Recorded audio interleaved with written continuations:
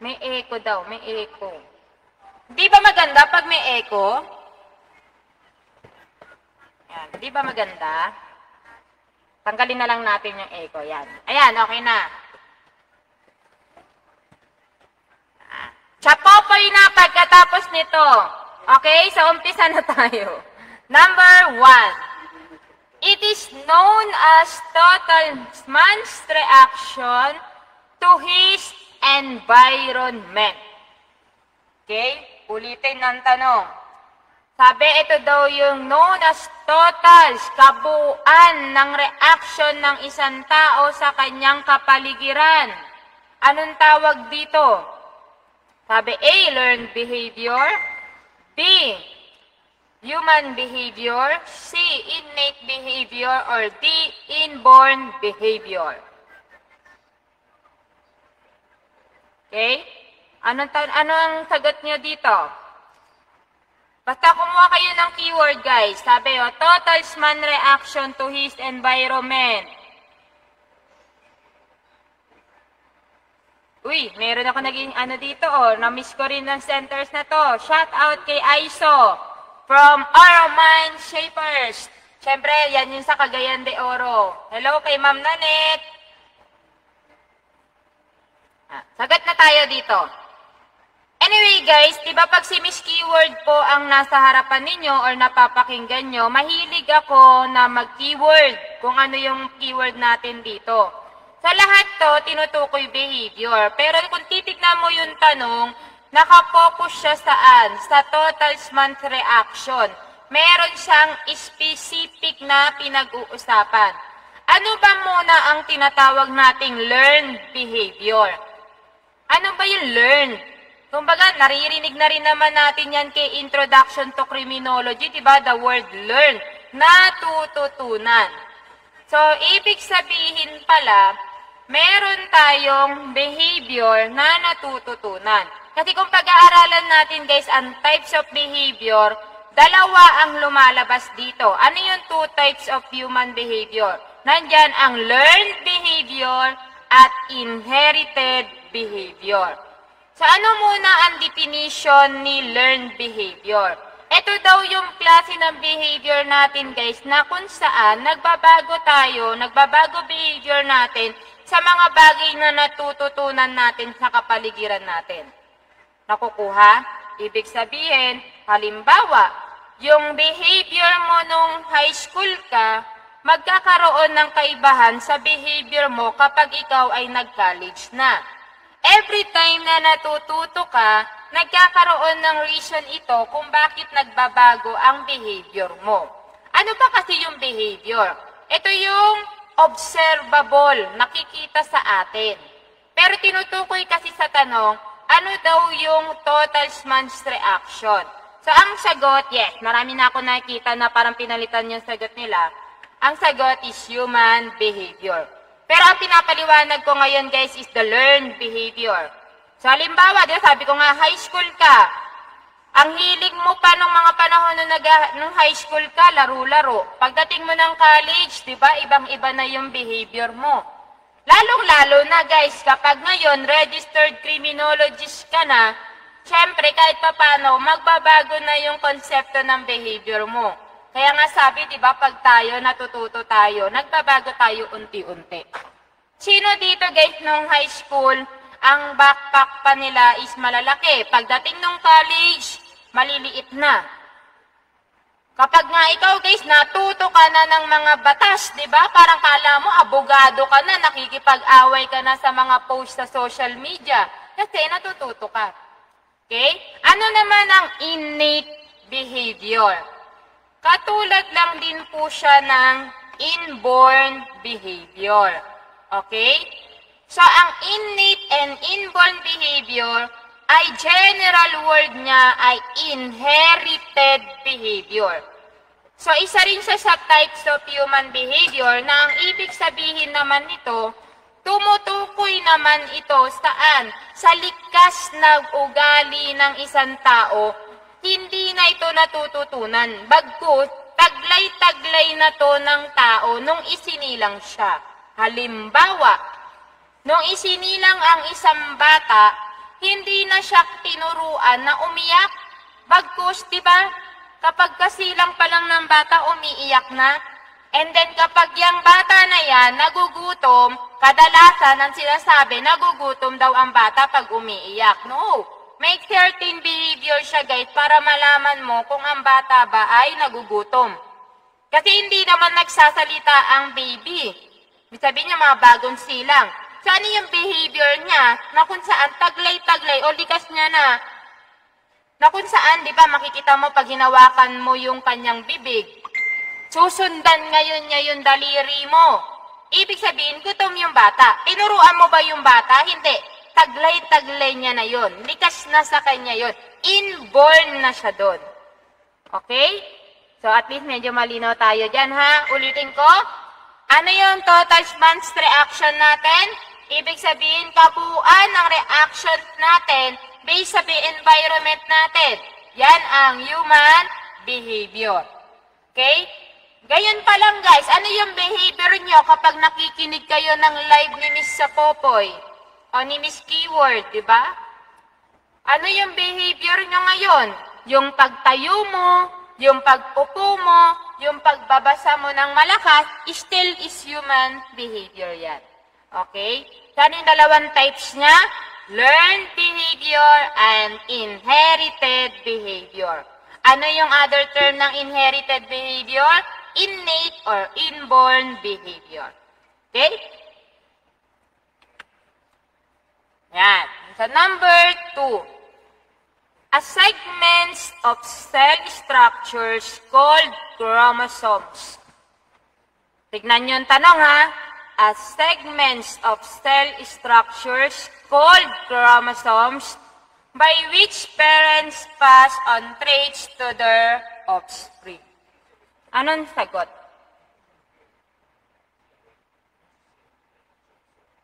Ayan, kay Ken Perez. Sabi, good evening po ma'am, na-notify po, buti umabot ako. Ayan, buti umabot.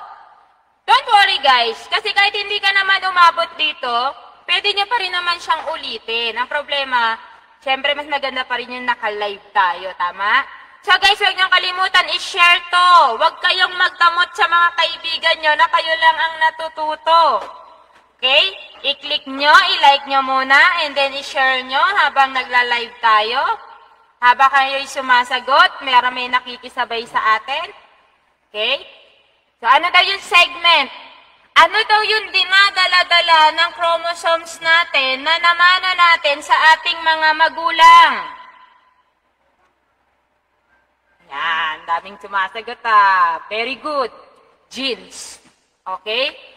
Ibig sabihin, ano naman ang tawag sa pagta-transfer ng ating genes through sa ating mga magulang? Ang tawag doon, heredity.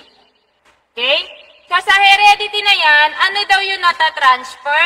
Yung chromosomes. Ano meron kay chromosomes? Yung genes natin. Ano yung genes na yan? Yan ang naglalaman ng traits na namana natin sa ating magulang. Kaya nga, di ba, pag sinasabi, binibiro ako guys na, ma'am, ang ganda-ganda mo. Lagi kong biro, nasa genes lang yan. Okay? So, shout out po kay Jimboy Somasyo ng kung saan nag-aaral po siya sa Ortega Review Center. Ayan, kay Sir Ortega, kamusta po? Kay attorney. Ano yan guys? Ano sagot niya yan? Ay, meron na ang sagot. Genes. Ano ba yung heredity? Pagta-transfer. Tandaan nyo, ilan po pala ang total chromosomes guys na nakukuha natin sa ating magulang?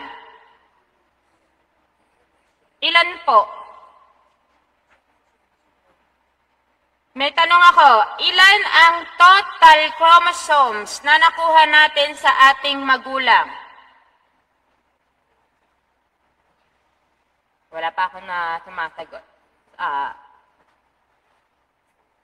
Meron kayo, kahit hulaan nyo lang. Pero guys, sa board exam, hindi pwedeng hula. Very good, ayun. Uy, teka lang, may 48. Sobra na yun guys. Pag may 48, may abnormalities na sa chromosomes yun. And thank you kay Ray Valdez. Lagi daw nanonood ng ating live. Thank you, thank you. God bless. Okay? So, very good. Meron lang isang sumagot. Dalawa. Yan. 46 chromosomes. Total, guys, ha? Ibig sabihin, total chromosomes natin. 23rd kay nanay, 23rd kay tatay. Yung pan 23rd chromosomes niyan, guys, diba, tigto 23 chromosomes ang nakukuha natin sa magulang natin. Total of 46. Yung 23 na chromosomes, yung pan 23 kay nanay at yung pan 23 na kay tatay, ang tawag sa chromosomes na yon ay sex chromosomes. Siya ang nagsasabi kung ano ang magiging gender ng isang baby. So, si pan 23rd yun. Nakukuha po. So, ibig sabihin, pag tinanong kayo, ano ang total chromosomes na kukuha natin kay nanay? 23. Pag total sa parents talaga, 46. Ano doon sa 23 chromosomes ang nagtataglay ng ating gene, ng ating gender? Yung pan 23rd. Nakukuha po. So, ano yung dala-dala niyan sa 23rd na yan? Yan ang sex chromosomes. Okay? Yeah, very good. Sabi dito, meron no, top 1. Shout out po sa pinakapoging tao sa balat ng lupa. Si Noli Ingkad. Ayan. Ang mabuti kong asawa na malapit ko nang ibenta. Sino po ang bumibili? Biro lang. Akin lang yan si Mr. Noli Ingkad. Yan. Okay, ano naman ang environment? Tandaan niya guys, kung kanina may types of behavior tayo, ito namang si heredity, environment, at si learned, siya naman ang factors kung bakit daw nagbabago behavior natin. Or bakit meron tayong behavior na nakukuha sa magulang natin, sa environment natin, at sa natututunan natin. So ito, sa environment naman, kumbaga dito guys, ang ibig sabihin lamang, malaki din pala ang nagiging, kumbaga hatak ng environment natin sa ating behavior. Kaya ikaw, pipili ka ngayon ng environment mo na makikita mo kung makakatulong ba sa pagre-review mo. Baka mamaya, ang environment na meron ka is hindi nakakatulong sa buhay mo. Ibig sabihin lang yan, tanggalin mo yung mga toxic sa environment mo kasi pwede pala itong maging factors ng pagbabago ng ugali mo. Ano naman ang learned? Napaliwanag ko sa types din.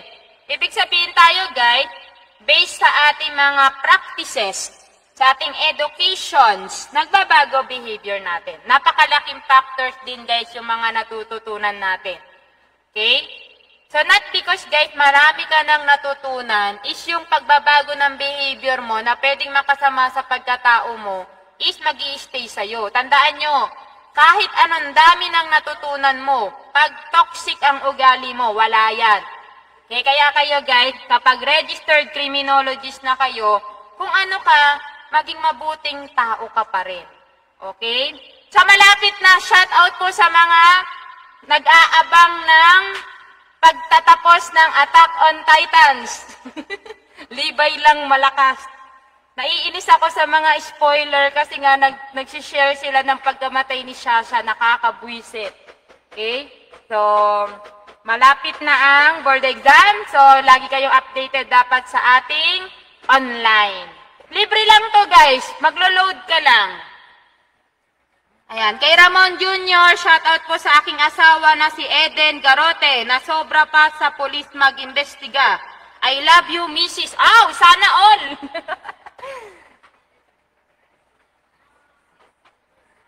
Kumbaga, sana all! Ayan. Oh, let me see kung kaya number 3. It is the strand of DNA that is encoded with genes. Ito na, kumbaga lumalim kanina, specific lang.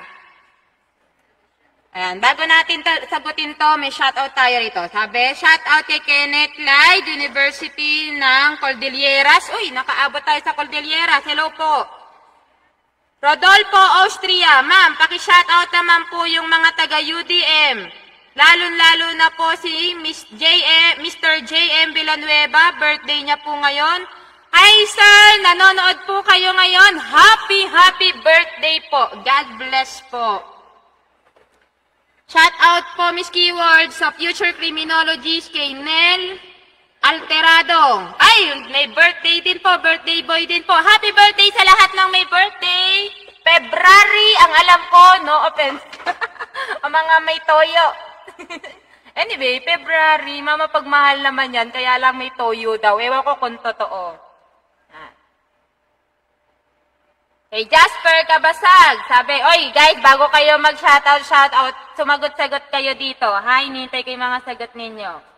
Sabi, from St. Clair Review Center. Ayan, kay Sir Jimmy at kay Sir Armand, kamusta po kayo? Sina-shoutout po kayo ni Jasper Kabasag.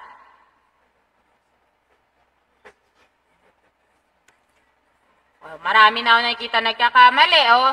Strand of DNA that is encoded with genes. Anong sagot?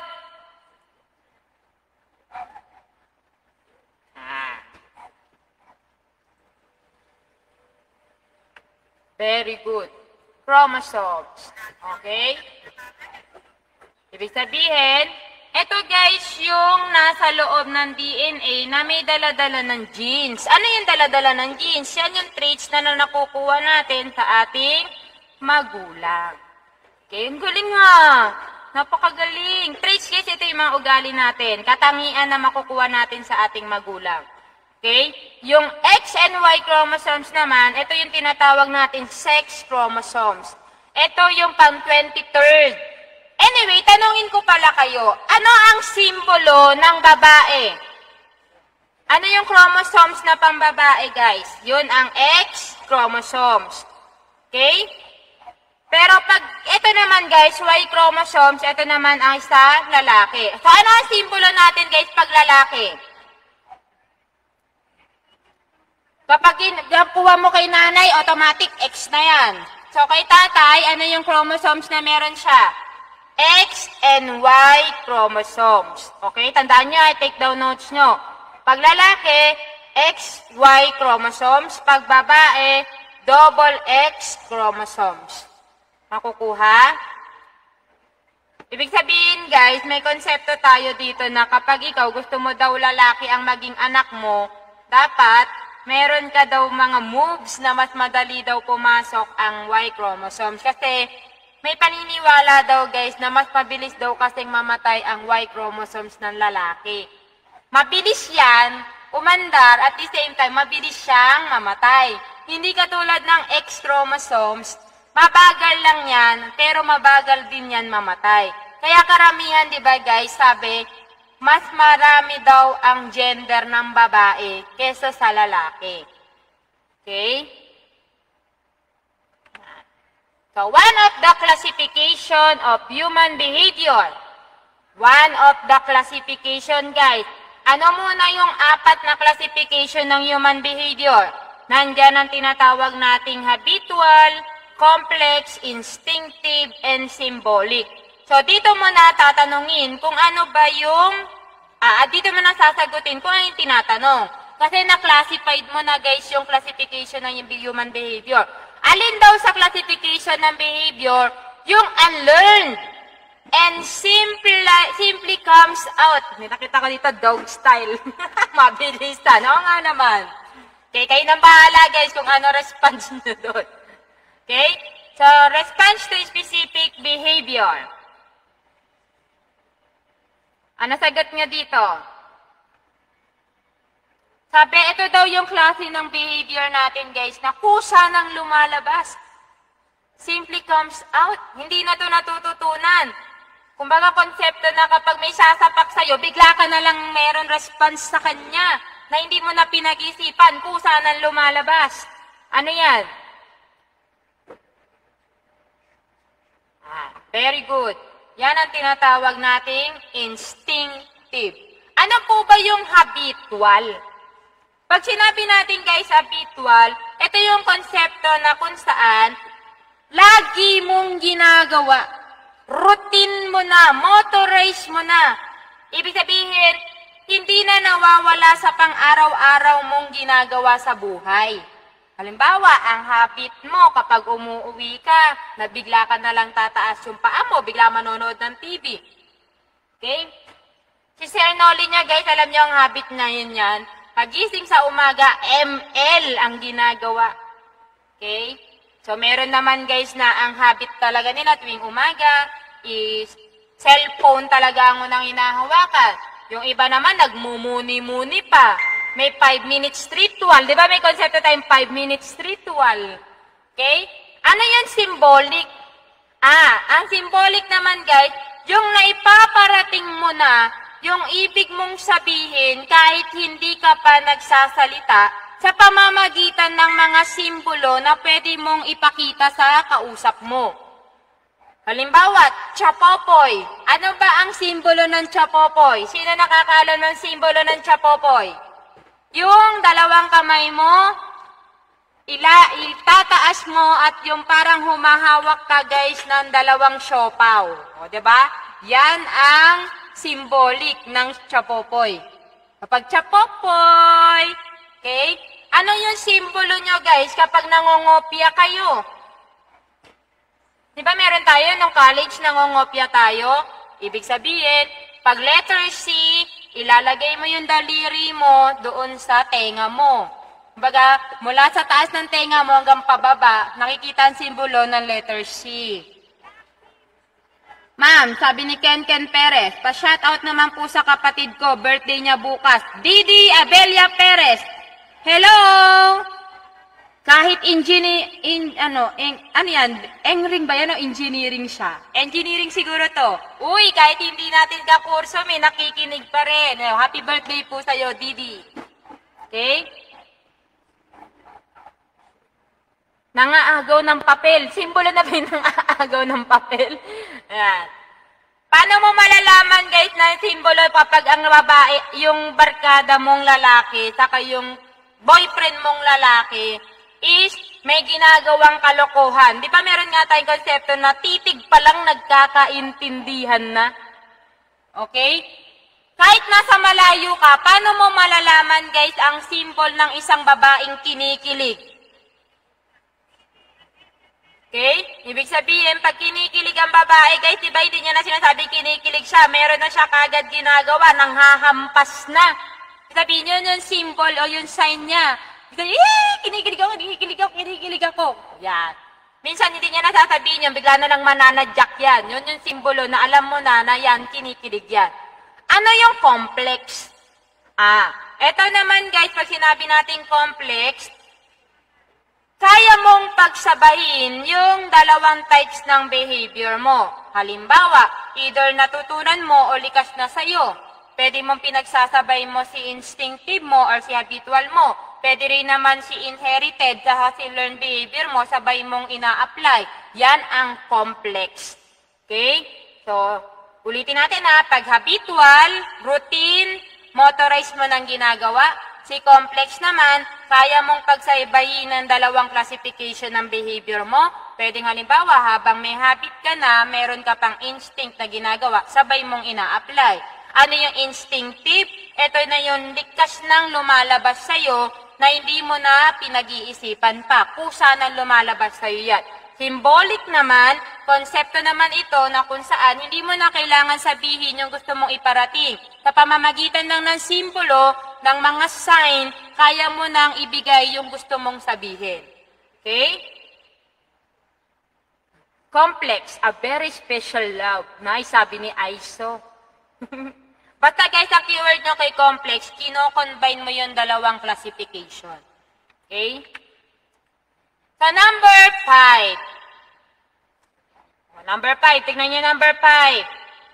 It carried out by means of unsaid words. Ayan na, parang tatapik lang natin kanina nito And shown through symbols or body signs. A person's capacity to respond to. Okay, ano daw tawag dito, guys?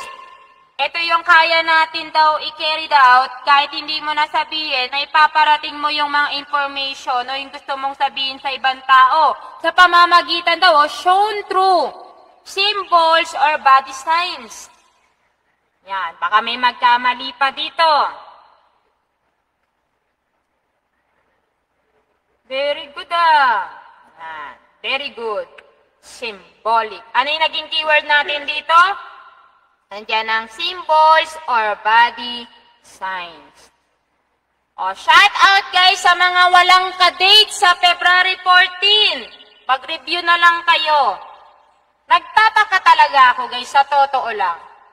Bakit may araw ng mga puso? Paano naman kaming mga utak ang ginagamit? Paano na kami? Wala lang. Bigla lang naglabas ng tama ng loob. No? Yung tibong puro puso na lang ginagamit. Paano naman yung mga utak ang ginagamit? Pinaliwanag ko na guys si habitual, si sensation, and si complex. Okay, anyway, may bago. Ano pala yung sensation? It is the impression or feelings guys na kung saan sa pamamagitan ng senses natin, nagkakaroon ng respond ito sa atin behavior. Halimbawa, what is the 5 senses ng tao? Meron tayong tinatawag na sense of sight. Ano ibig sabihin ng sense of sight? Response natin dito by means of visual. Nakikita natin. Halimbawa, pag may nakikita ka guys, gamit ang sense of sight mo o yung mata mo, na gustong-gusto mo, di ba mayroon kang reaction dyan? May behavior kang kinikerry dyan? Nakakita ka guys ng maganda or gwapo sa paningin mo. Ano yung response mo? Ano yung reactions mo? So, by means of visual, meron kang naging behavior. Ano naman yung sense of smell? Anong tawag pag sense of smell? Okay, ano yung sense of smell? Ito naman ay konsepto ng olfactory. Guys, lumalabas sa board exam to ha.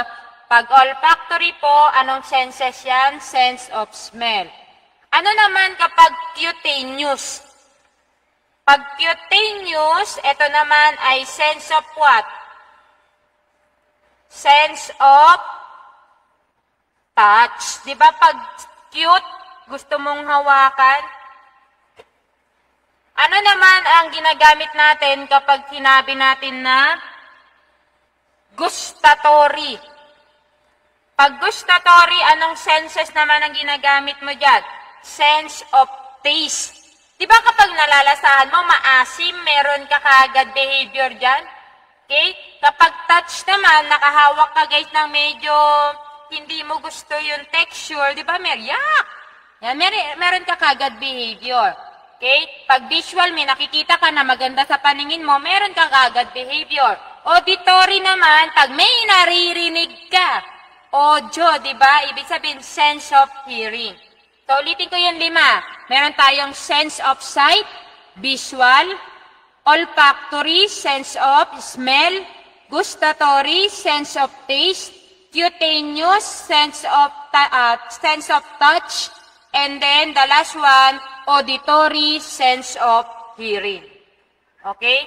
Ang lumabas sa board exam, guys, yung taste, yung gustatory. Lumabas na sa board exam yon. Okay? At least nasulat nyo na yan, ha? Number 6.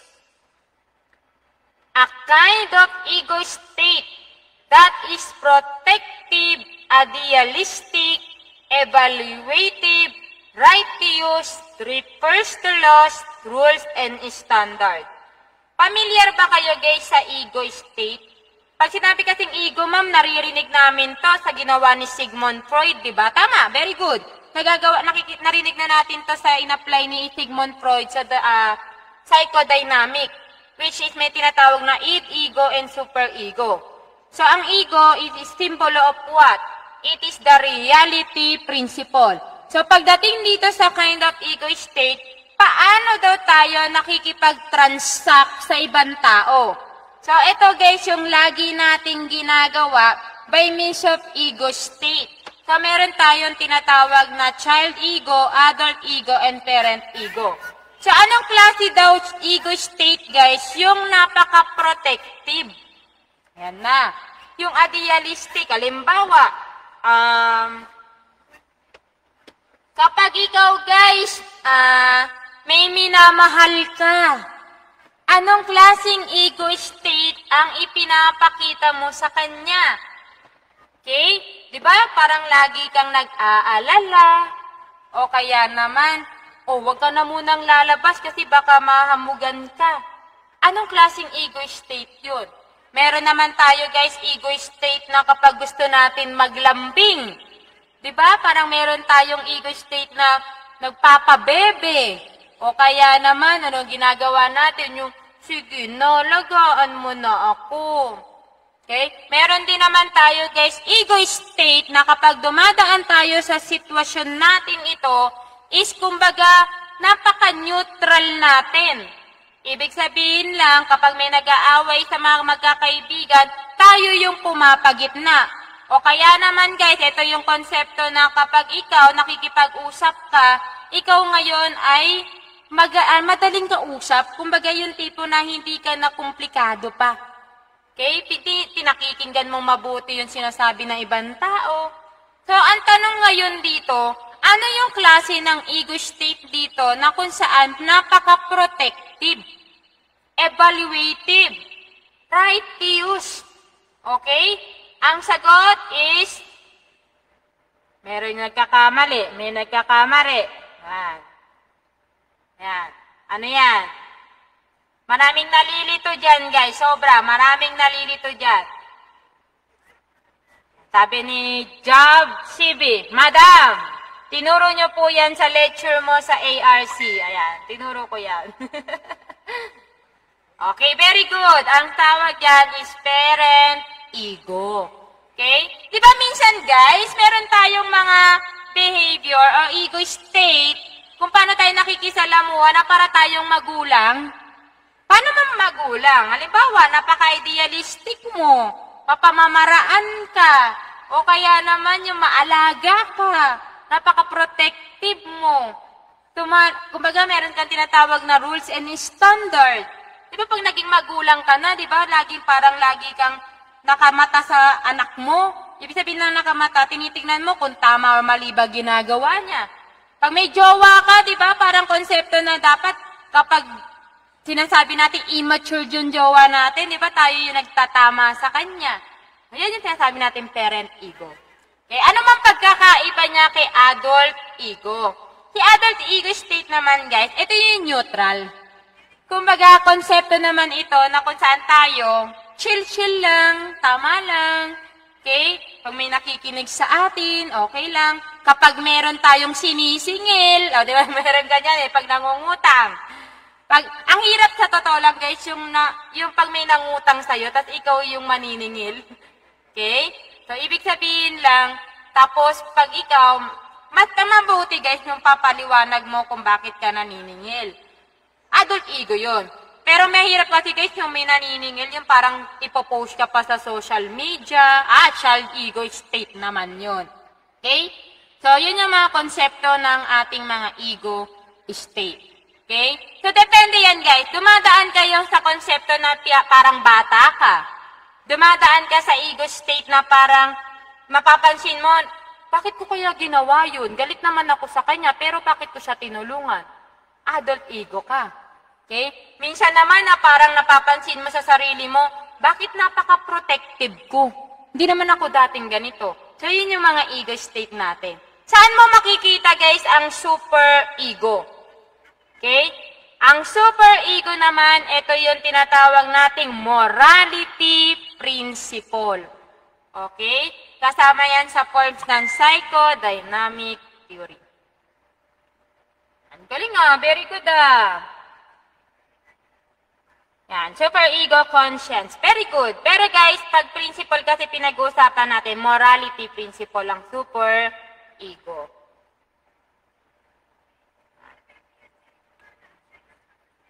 Yan. It stimulus a response pattern from one ego state to another are not parallel. Keyword, not parallel. Kung marunong na tayo makipag-transact, alam na natin yung konsepto, guys, kung paano tayo nakikipag-transact. Ano naman ang tawag, guys, kapag yung gusto mong i-response ng kausap mo is hindi applicable. Ibig sabihin, hindi naging parallel. Ayun yung tinatanong kasi dito. Ibig sabihin, halimbawa lang, ang ego state mo ay adult ego. Tapos, hindi tugma or hindi sakto or hindi yun yung inaasahan mo na ire-response sa'yo. Anong klaseng ito? Anong klaseng stimulus and response pattern ito ng ego state? Ano sagot? Yan. Dami very good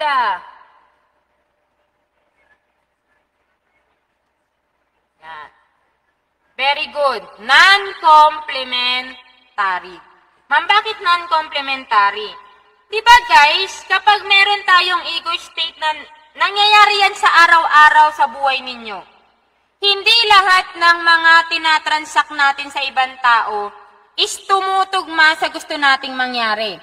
Halimbawa, ma'am, paano ba ang example ng complementary? Kasi baka ang nasa isip nyo dyan, baka pag child ego state, dapat child ego state.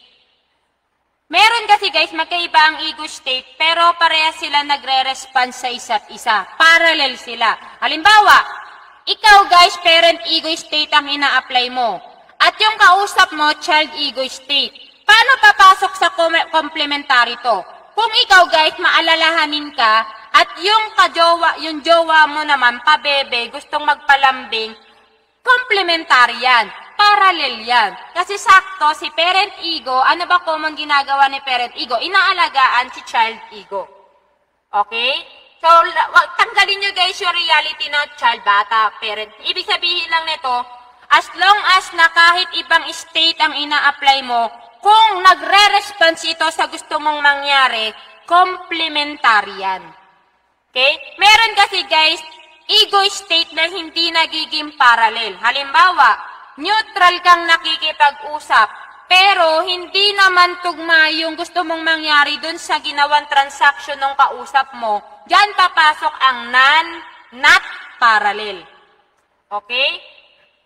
So, ang id naman, ito naman yung sinasabi nating pleasure principle. At ang ego naman, ito naman tinatawag nating reality principle. Superego, ito yung morality principle. Okay, very good. Buti mga gising pa kayo pag ganitong oras, Yan.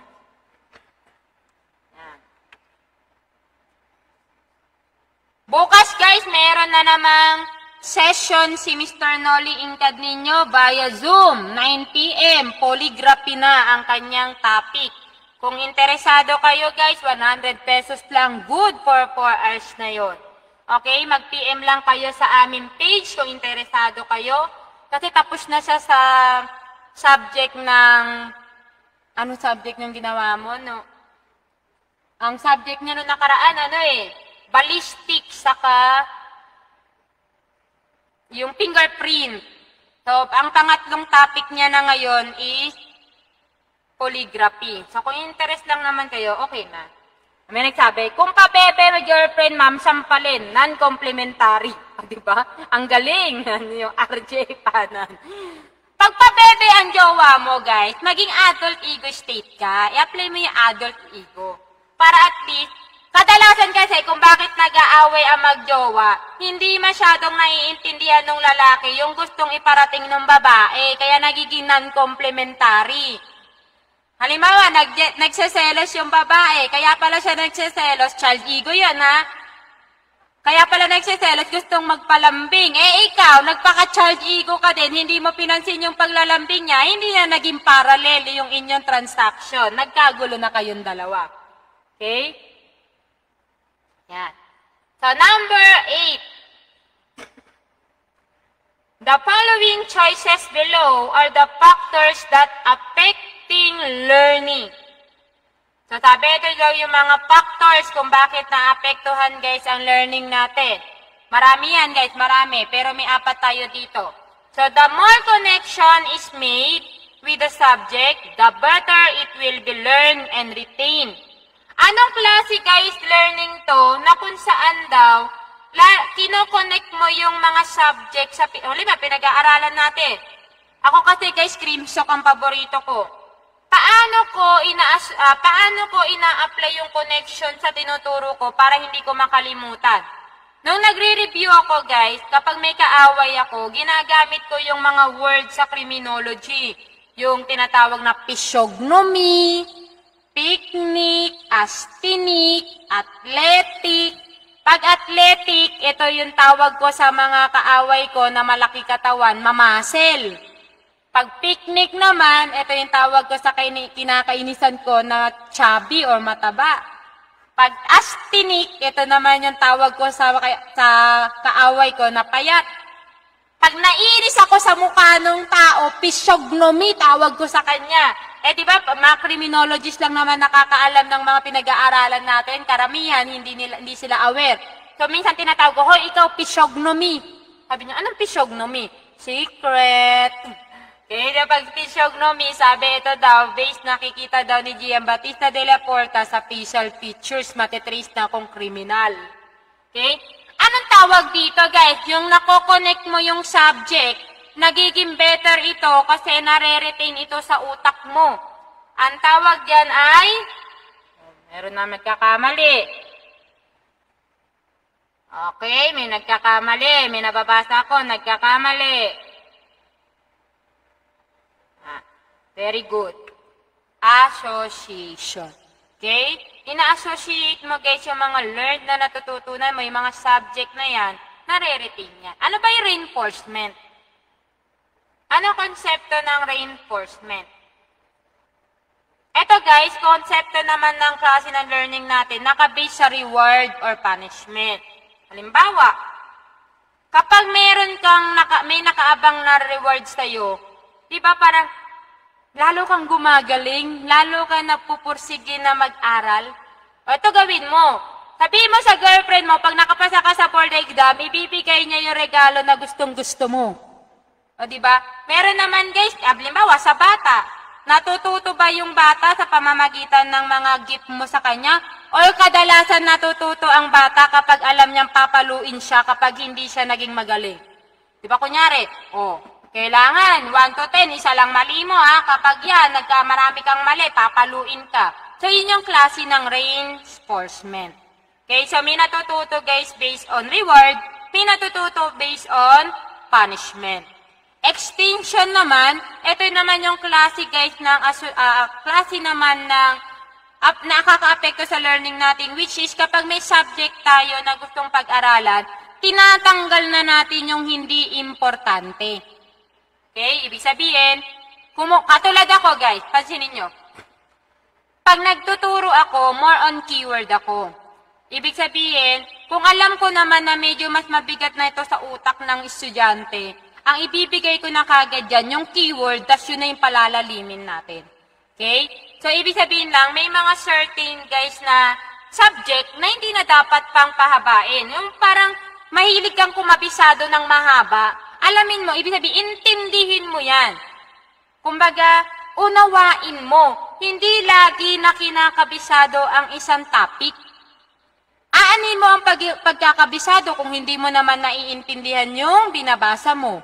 Okay? Sa board exam, guys, hindi dito pagalingan ng pagkakabisado. Konsepto ito, guys, ng tinatawag na dapat marunong kang mag-analyze. Ia-analyze mo. Kasi sabi ko nga, aanin mo ang pagkakabisado kapag binago yung tanong, wala ka na. Pero kung na-analyze mo naman yung tanong, diba, kayang-kaya mo na siyang sagutin. Interest naman guys, ito naman yung sinasabi, yung gusto mo.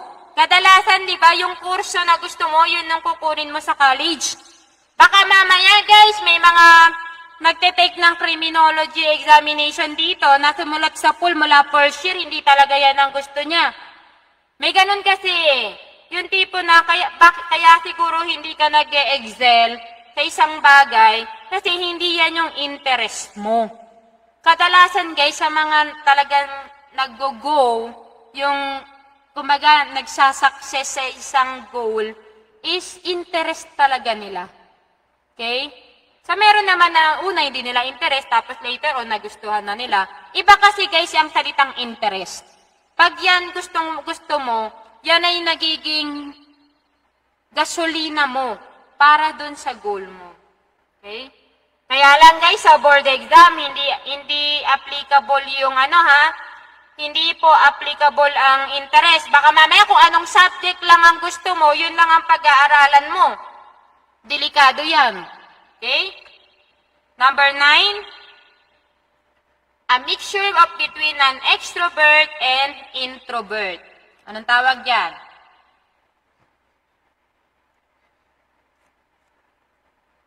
Sagutin.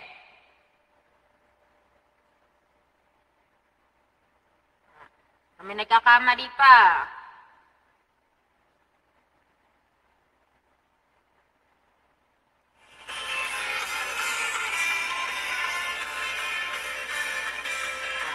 Tumawag lang. Anime na anime eh. Ano sagot? Very good. Ang sagot natin ngayon ay ambivert. Ano po ba, ma'am, ang personality ng isang introvert? Guys, not because intro ka o extrovert ka, considered ka ng gasolina mo. Baka mamaya ang nasa isip mo na, abnormal ka na kasi intro ka, no. Pag sinabi natin, guys, introvert, ito po yung kadalasan, mas preferred nilang solo sila. Mas masaya silang gawin mag-isa yung isang bagay.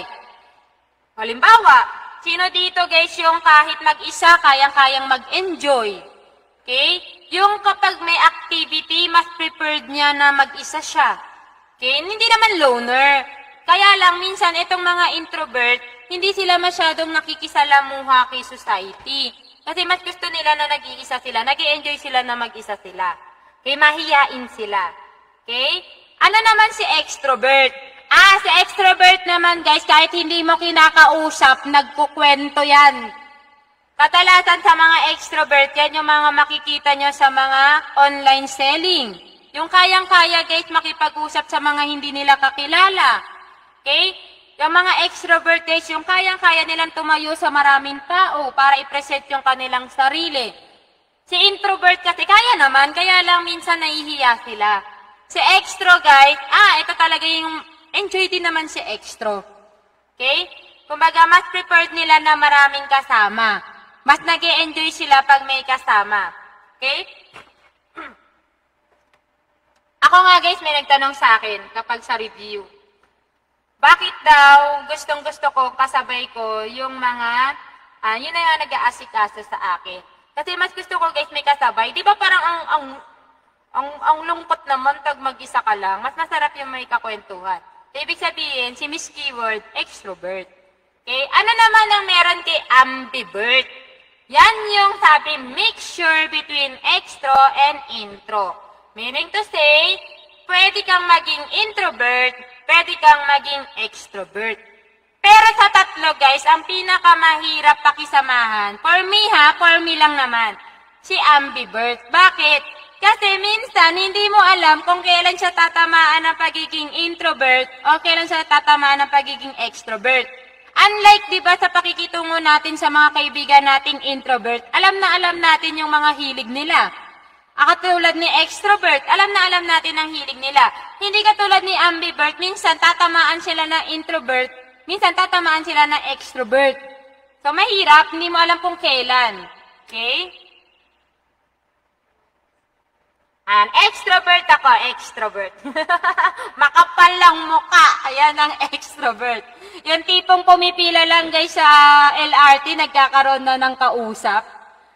Yan ang mga extrovert. Pero guys, hindi ko sinasabing ang ambivert, Sa akin lang naman, for me lang naman na yung ambivert, parang medyo nahihirapan akong mag-catch up. Kasi may kaibigan akong intro, may kaibigan akong extro. At may kaibigan akong ambivert. So, based on my experience lang naman yun. Okay, ayan. A fear of death. Anong tawag dito sa fear of death? Sabi, mga toyoin pala yung ambivert. Guys, ang pinakamalala yan, pag mayroon ng disorder ang ambivert, ang tawag na dyan, bipolar. Yung mabilis magpalit ang kanilang mood. This is the kind of disorder na talagang moody. So, may dalawang uri ng bipolar. Yung tinatawag natin mania, saka yung depression. Okay? Sa pinag-aaralan yan guys sa human behavior, medyo malalim yun. O, dito tayo. Ambivert sa ML. Parang paano natin inaano yung ambivert sa ML?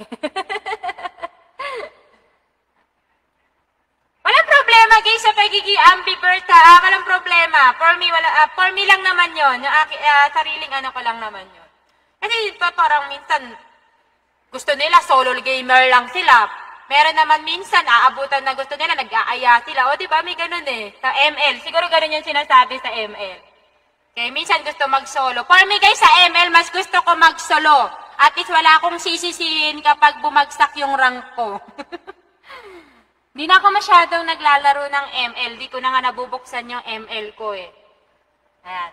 Pero one time, pag nagbukas ako ng ML, laging nilalaro ko Mage. Mage user kasi ako. O kaya support user lang ako. Ayan. Ang nagpamitik sa akin si Valier. Yan ang ginagamit ko. So lahat na ng account ko, mythic. Ayan, a fear of death. Ano sagot niya sa fear of death? Yan, very good. Yan ang thanatophobia. Okay? Ano po ba meron kay palophobia? Palophobia guys, ibig sabihin, kadalasan nangyayari ito sa mga babae na natatakot sila kapag nakikipag-sex. Halimbawa po, erection kasi ito guys eh. Ibig sabihin yung sa erection of penis. So, kadalasan, natatakot sila kapag may nakikita silang tumatayo. Okay? Kasi papaluin sila. Diba? Parang, kunyari, okay pa eh.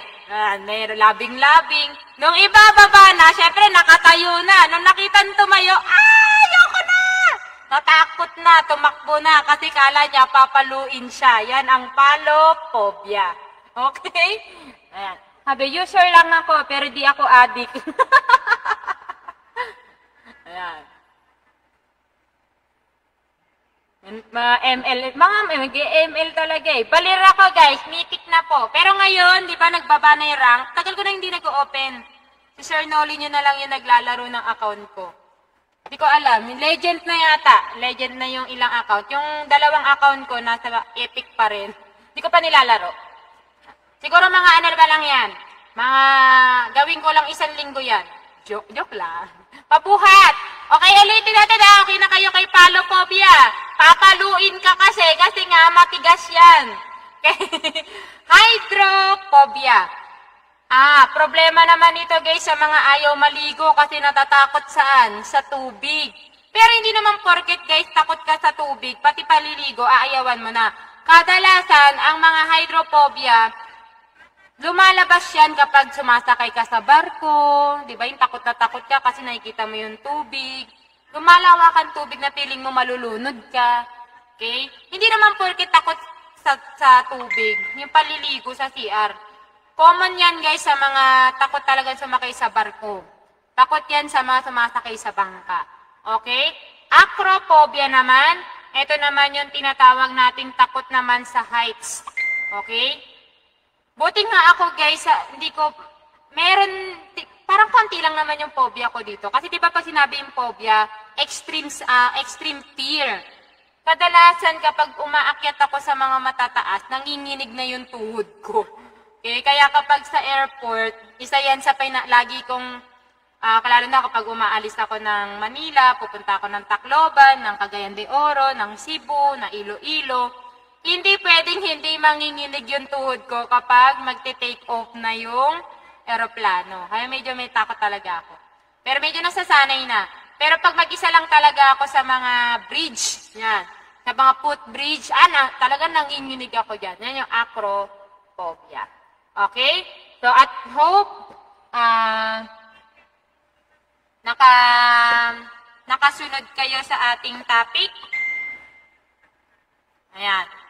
Wag nyo guys kakalimutan mag-subscribe sa ating channel sa YouTube po guys. May mga new videos po tayo na ina-upload po dyan. Pakisuportahan naman po. Pakisubscribe, like, and hit the notification bell. At the same time guys, wag nyo pa rin kakalimutan i-share ang ating Akle Mentoring by Chat dito sa ating page. Hindi po yan nawawala. Okay? And then, sa mga nagtatanong po regarding sa ating Mastering Criminology book, baka February guys, February na ma'am ngayon, second week o third week, kasi out of stock talaga tayo guys, sobrang dami na nang umu-order. Kaya sana po mag-antay-antay po kayo. Don't worry guys, i-update naman namin kung meron na, kasi kahit bago na guys yung book natin na yun, kumbaga meron ng mga updated yun. Okay? So yung mga book ngayon, updated naman yon yung nakaraan. Kaya lang, syempre, magbabago na ang konsepto ngayon, may mga inaidagdag na. So, yung i-release natin this coming third week or second week, talagang 2020.